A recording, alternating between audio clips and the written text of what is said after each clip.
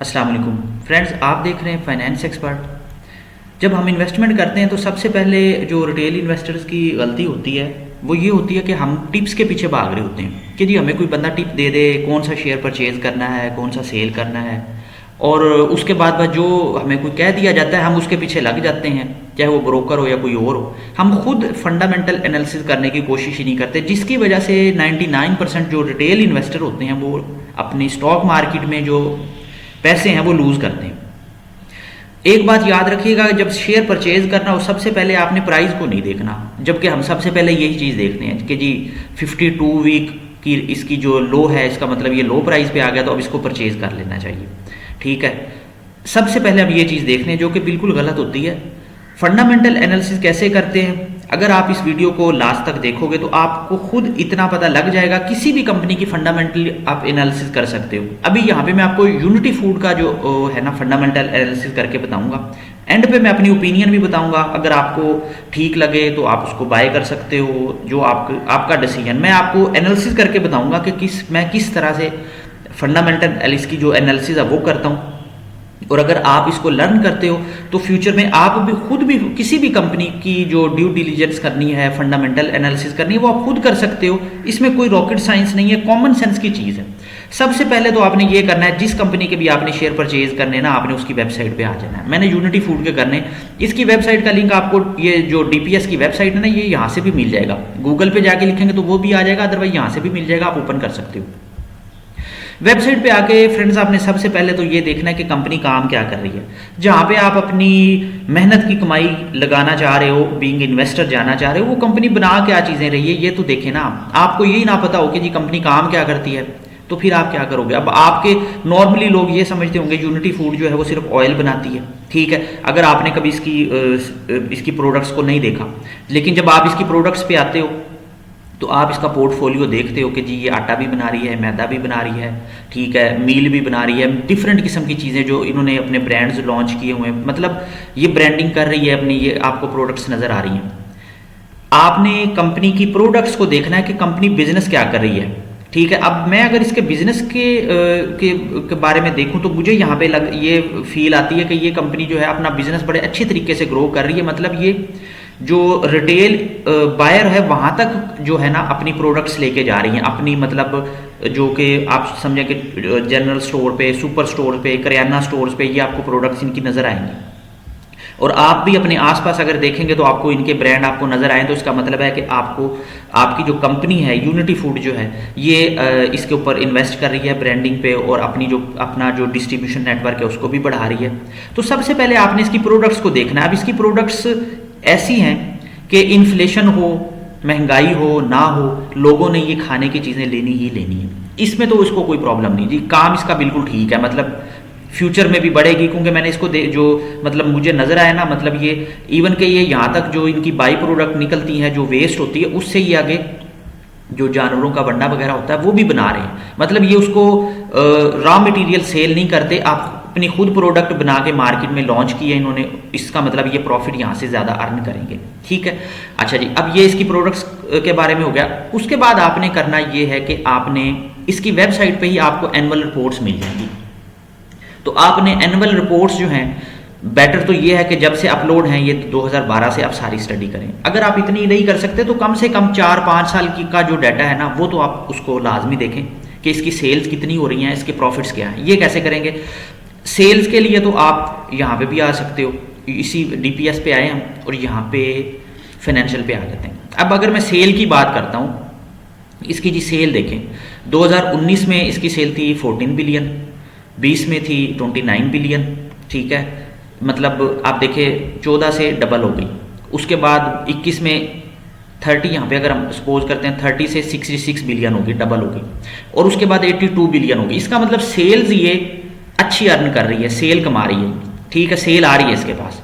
अच्छा, उसके बाद प्रॉफिट इसका क्या है, अगर मैं प्रॉफिट की बात करता हूँ तो 2019 में 255 मिलियन था, 2020 में 209 मिलियन था, 2021 में 3.1 बिलियन हो गया है। ठीक है, और 22 में इसका जो प्रॉफिट है इससे कम हुआ है, मतलब 3 अरब से इनका प्रॉफिट जो है वो तकरीबन राउंड अबाउट 2.5 अरब रह गया है। ठीक है, ये तो इसकी 2022 तक की जो है ना आपको समझे कि 19 से 22 तक की सेल्स आपने यहाँ पे देखनी।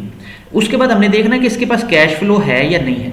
कैश फ्लो के लिए आप इनकी जो स्टेटमेंट्स हैं वो यहाँ से डाउनलोड कर सकते हो। ये मैंने आपके सामने 3-4 साल की करके रखी है, मैं आपको बताता हूँ। ये 2020 की बात करता हूँ मैं, ये 2020 की है। अब इसकी 20 की मैं कैश फ्लो निकालता हूँ। ये देखें, ये यूनिटी फूड, और आपने कंसोलिडेटेड देखनी है, ये आपको नीचे नज़र आ जाएगी। आप जब इसकी एनुअल रिपोर्ट को ओपन करेंगे ना तो नीचे आपको ये चीज़ें नज़र आएंगी इसके। ये देखें जी, Unity Food consolidated cash flows 2020। अब मैं देखता हूँ कि इसके पास कैश है या नहीं है। ये देखें जी, अब इसका कैश नेगेटिव में है। 2019 की अगर मैं बात करता हूँ तो देखें जो इसका कैश है ना, ये सर इसका कैश जो है देखें 2019 में 151 मिलियन नेगेटिव में था, 2020 में भी 181 मिलियन नेगेटिव में था। ठीक है, अब 21 और 22 को भी चेक कर लेते हैं जी। 21 और 22 की भी बात कर लेते हैं, क्योंकि अगर किसी कंपनी के पास कैश फ्लो जो है वो रेगुलर बेसिस पे नेगेटिव में आ रहा है तो वो फिर थोड़ा सा डेंजरस काम हो जाता है, क्योंकि इसका मतलब है कि कंपनी के पास कैश नहीं है जी। अब ये देखें, अब इसमें 21 और 22 की भी मैं बात करता हूँ तो 21 देखें, ये जो हमने पहले देखा था 20 में 151 मिलियन से नेगेटिव में था कैश फ्लो 2019 में, और 20 में 181 मिलियन से नेगेटिव में था। ठीक है, 21 में 2.3 बिलियन से नेगेटिव में था, और 22 में 5.8 बिलियन से नेगेटिव में है। अब ये एक अलार्मिंग सिचुएशन है कि इस कंपनी के पास कैश नहीं है। ठीक है, कैश नहीं है तो मतलब हमें इसको फिर थोड़ा सा और चीजें देखनी पड़ेगी। अब हम देखेंगे कि इसके एसेट्स कितने हैं। एसेट्स के लिए मैं दोबारा इसके पास आता हूं 2020 में। हम ऊपर जाके बैलेंस शीट में इसके एसेट्स चेक करते हैं कि जी एसेट्स इसके हैं या नहीं है, और हैं तो कितने हैं, क्योंकि एसेट्स जो हैं वो हमें चाहिए। अगर एसेट्स इनके होंगे तो फिर इसका मतलब एसेट्स और लायबिलिटीज ये दोनों देखनी है आपने।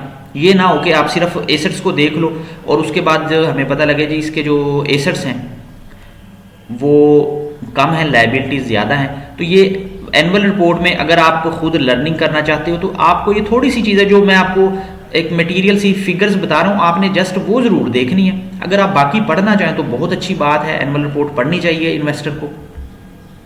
लेकिन अगर आप कहते हो नहीं जी नहीं पढ़ी जाती है, इतना टाइम नहीं है, तो फिर आप कम से कम ये चीज़ें ज़रूर देखें जो मैं आपको अभी बता रहा हूँ जी। ये आ गई इसकी consolidated statement of financial position जी। ये देखें, अब 2020 19 और 20 की अगर मैं बात करता हूँ ना, ये देखें फ्रेंड्स, ये एसेट्स हैं टोटल। इसके एसेट्स इसके 10 बिलियन के थे और बाद में इसके हो गए 19.5 बिलियन के 2020 में।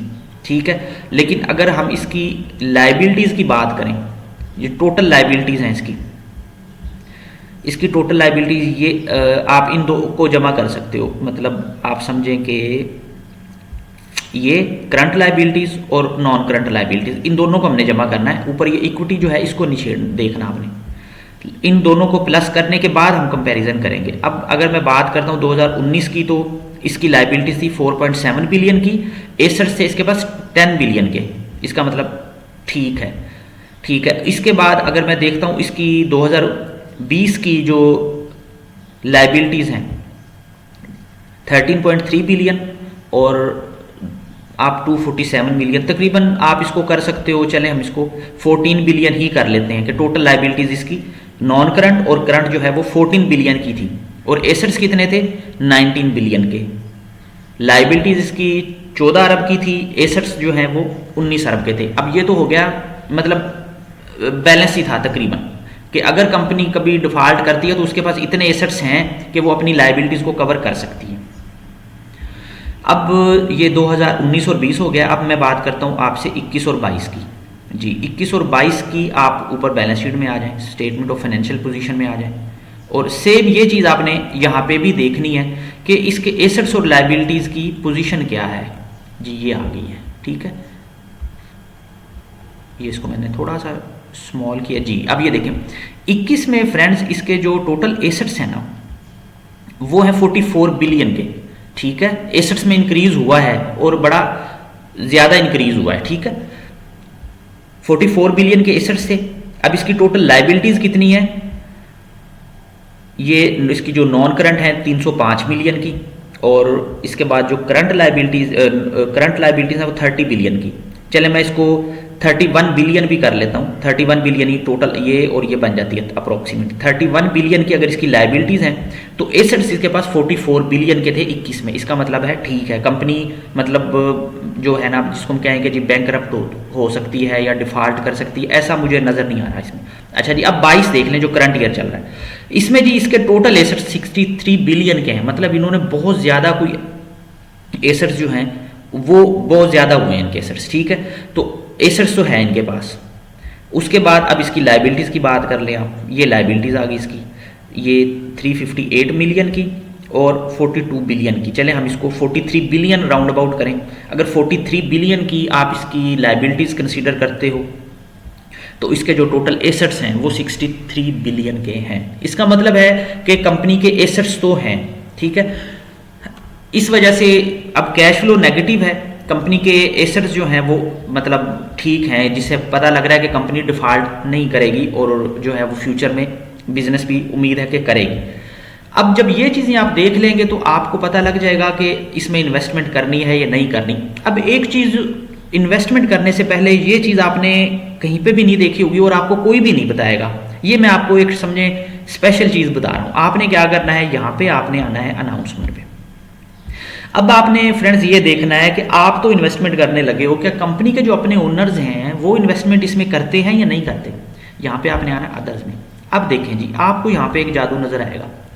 अब ये देखें कि ये जो disclosure of interest by director ये आपको नज़र आ रही है ना, ये जब कोई भी डायरेक्टर इनका या इनकी एसोसिएटेड कंपनी या होल्डिंग कंपनी जो ग्रुप की कंपनी है वो खुद कोई शेयर परचेज करती है या सेल करती है ना, तो स्टॉक मार्केट में जो है ना ये नोटिफिकेशन आ जाता है। अब ये 5 जनवरी की मैं अगर बात करूं, इसमें क्या चीज़ें देख लेते हैं भी जी। अब ये देखें, unity Wilmar agro private limited substantial share holder, इनकी अपनी ग्रुप की कंपनी ने 6,50,000 शेयर 14 रुपये के ऊपर बाय किए हैं, ठीक है।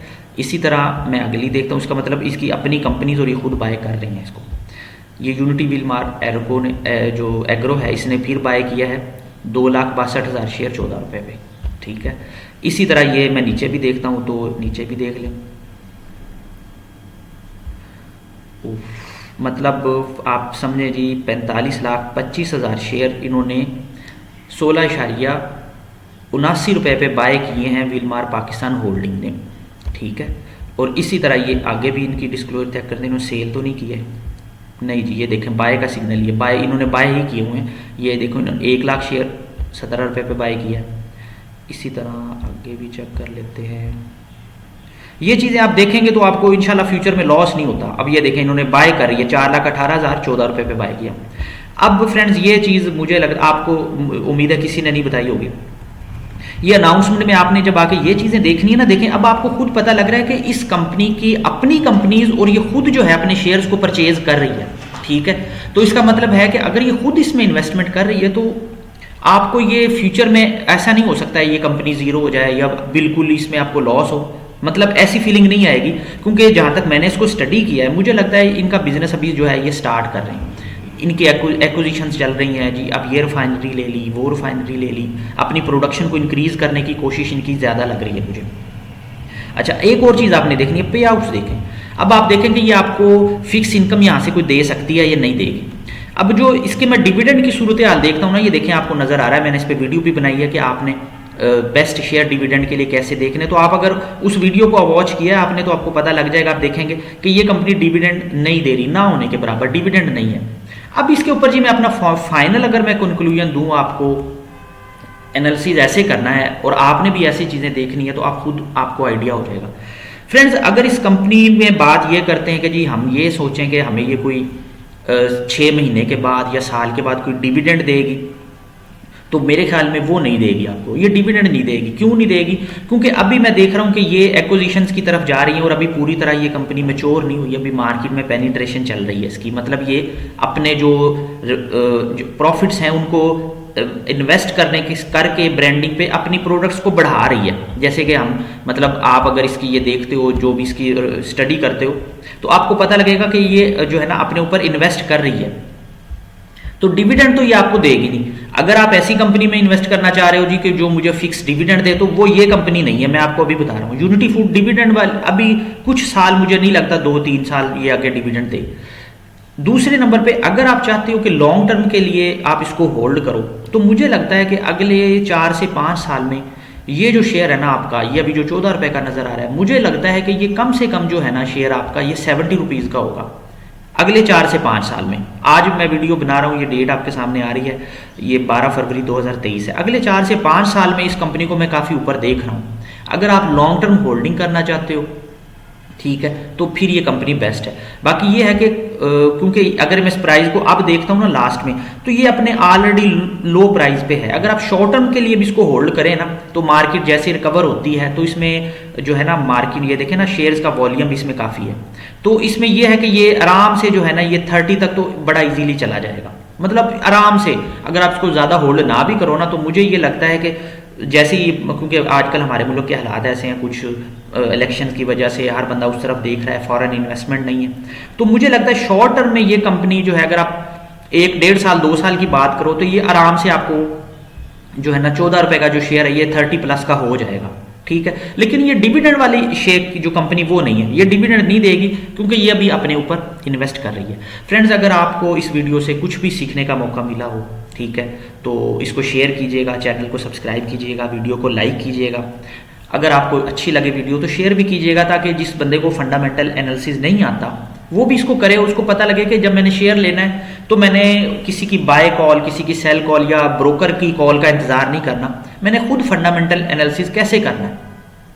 और अगर आप चाहते हो कि मैं किसी कंपनी पे स्पेशल वीडियो, जैसे मैंने यूनिटी फूड पे बनाई है, ऐसे किसी कंपनी पे और बना के दिखाऊं आपको, और बना के आपके साथ डिस्कस करूं, तो आप मुझे कमेंट में बताएं आप किस टाइप की वीडियो चाह रहे हैं, किस कंपनी के ऊपर वीडियो चाह रहे हैं। तो मैं इंशाल्लाह अपनी पूरी कोशिश करूंगा कि उस कंपनी की भी पूरी जो डिटेल जहां तक मुझे नजर आती है, मेरा ओपिनियन क्या है, वो मैं आपको बता दूंगा। और मैं फिर आपसे कहूंगा कि ये जो मैंने आपके सामने डाटा रखा है, ये मेरी अपनी पर्सनल एनालिसिस है, डिसीजन आपने लेना है, प्रॉफिट आपका है, लॉस आपका है। मैंने आपके सामने बिल्कुल जो मुझे चीज़ नज़र आ रही थी, जो मैं देखता हूँ, क्योंकि मैंने खुद इसमें मतलब इन्वेस्ट करनी है, तो मैं यही चीज़ें देखूंगा, ठीक है। तो अपना बहुत ज़्यादा ख्याल रखिएगा।